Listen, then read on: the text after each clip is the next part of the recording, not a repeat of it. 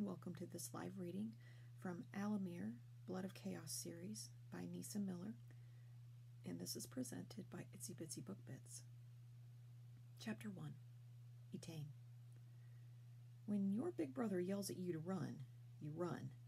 Scared out of my mind, I dashed across the road and into the park, searching for a place to hide. The copse of trees looked like the perfect spot. Darting into a tangled mass of shrubs, I tried not to cry out at the branches slapping me in the face and tearing at my hair. It was so dark, I could hardly see. Hearing footsteps, I panicked. They didn't belong to my brother, too heavy. His one word blazed through my mind. Run. I tried, but getting traction wasn't easy. The ground, slick from the rain, made me slip, and my stupid shoes weren't helping. Man, how I wish I'd worn my boots. On hands and knees, spitting mud, I scrambled out of the shrubs, losing a shoe. Whatever pursued me was close. I heard the rasp of its breath, glimpsed its red eyes searching, and veered to the right, hoping it would be the quickest way out. As though growing claws of its own, the brutal darkness grabbed at my favorite dress, ripping it into shreds. I'd worn it because it made me feel older than I was, even though my brother said I looked more like 12 than 14. It didn't matter what he said. The smile on Dad's face made it all worthwhile. Not that I would have admitted it to anyone, especially my mom, who constantly nagged about my usual outfit of jeans and t-shirt. Jeans would have been the better choice tonight. The scratches on my legs were stinging, the lines of blood tickling. Whatever lay ahead scared the hell out of me, but it had to be better than what came after me. I finally burst out of the trees into the city lights. It was no less alien, but at least I could see. The empty streets, wet and shiny, reflected the monotonous green, yellow, red flickering of the traffic lights. Where did everyone go? The city had been busy as hell when we'd driven through on our way to supper. Behind me, I heard the transition from a muffled step on wet earth to a firm stride on solid asphalt. Oh, shit. Oh, damn. Sorry, Mom. Suddenly, reality sank in. Mom, gone forever. Stop it. Get a grip, Etane. I needed to hide, give myself time to think, come up with a plan. A black alley seemed perfect until I got close. The disgusting smell of trash hit me in the face. Ugh. Breathing through my mouth, I pulled the neckline of my dress over my face. The fabric filtered the air a bit, but didn't help much with looking over my shoulder. And I had to look. I had to make sure the red-eyed devil hadn't followed me. However, the dork in me walked straight into a brick wall. Oof. Flat on my back, stunned, cold, and wet, I wanted to cry, but the footsteps stopped those tears. Then I heard a man's voice in my head.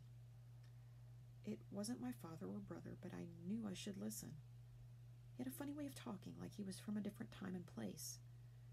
His presence calmed me down. He urged me to breathe deeply, calm my heart. You must move, little one. The shadows will keep you safe. I knew he was right, but I couldn't move. Fear had me in its grip. That's when my brother's voice spoke to me. Don't worry about it, little bit. I guess wimping out's your right, being the baby of the family. Then he laughed. I'll show you what a baby can do.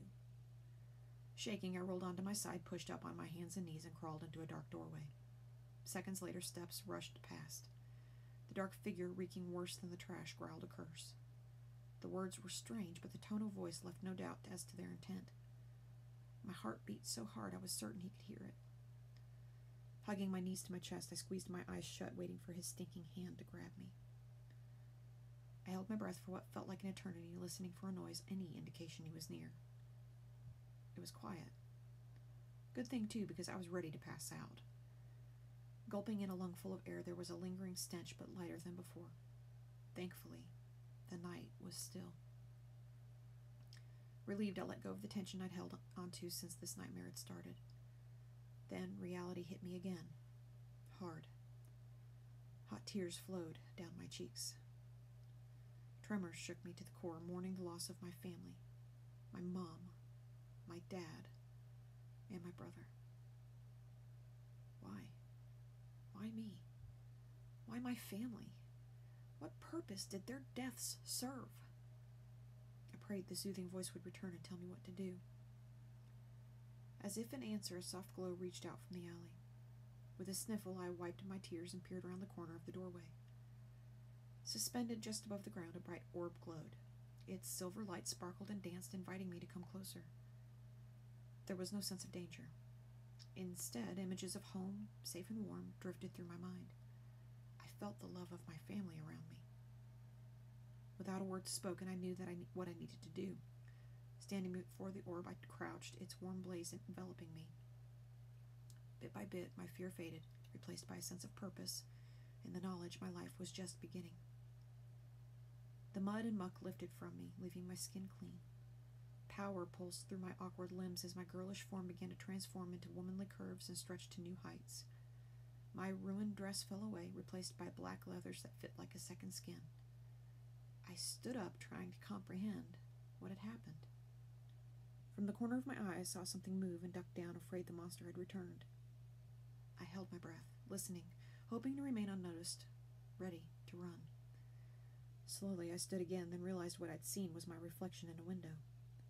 A quick look over my shoulder assured me I was still alone. Holy crap! Floating above my head, the orb cast just enough light to see my image in the glass. My fingers traced the outline of the woman I had become. Is that me? I marveled at the silver hair lying in stark contrast against the black leather. Leather that accented an audacious body. Little did I know at the time that the transformation aged me by 5 years, taking me from 14 to 19 in a matter of moments. My body. I have boobs. Delighted by the prospect, a new thought hit me. Could Dad's stories be true? The ones he spoke of only when Mom wasn't around? Stories of the Alamir? Warriors who lived in the dimension between humans and demons, and worse? I wondered if what had pursued me was the worse. The orb quietly burst into sparkling stars, showering me with their light. It made me smile, something I thought I would never do again, but it didn't last long. Would this nightmare evaporate by morning? If it turned out to be real, could I do what was required of an Alamir? I wasn't ready. I wasn't prepared. However, revenge burned in my heart, making me look hard at myself. With or without my angel, I would learn how to fight. My family would be avenged. Chapter 2. New Life. Above all things, Etane loved the thrill of the ride. Her little red convertible, weaving through traffic, hummed like a well-oiled machine. Her appreciation for cars came from her father. She would listen to him banter with her brother and his friends, enthralled by their conversations about muscle cars of the past. She had lost count of the discussions over stroking out a 350. The car of her dreams was a '68 SS Camaro. She didn't care if it was stroked out or not. Power counted, but that wasn't at the top of her list.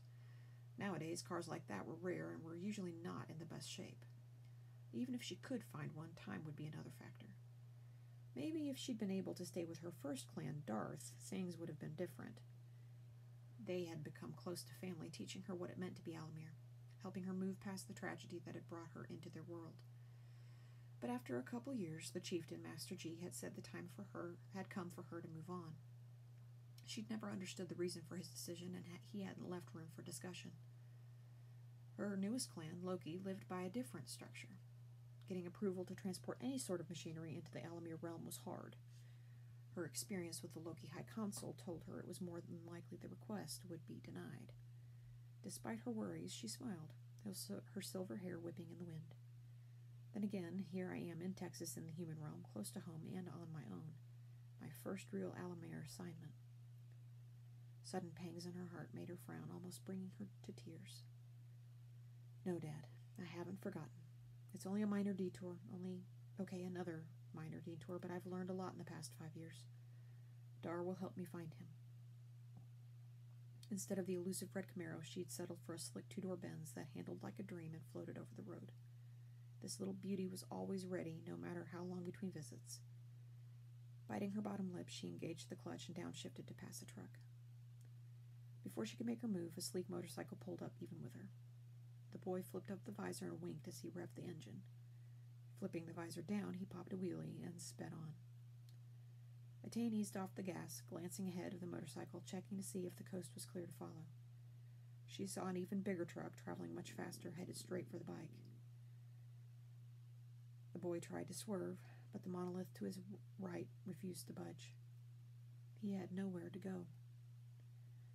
Etane laid on the horn as she pressed the gas and straddled the center line, hoping the truck driver would see her in his large side mirror. Whether the man was an idiot or just an asshole, he ignored her attempts to catch his attention.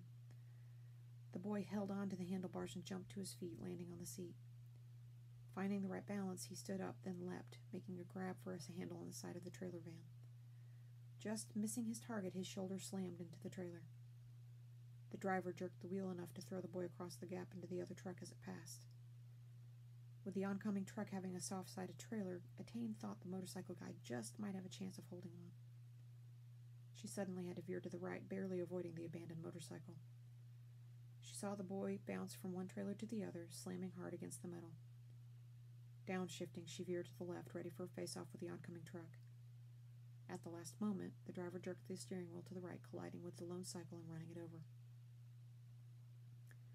As the trailer of the second truck jackknifed toward the first, Etane noticed a gap open. Shifting her into fourth, she lined up with the biker, then shifted to third, praying she had timed it right. He landed face down over the back of the sports car.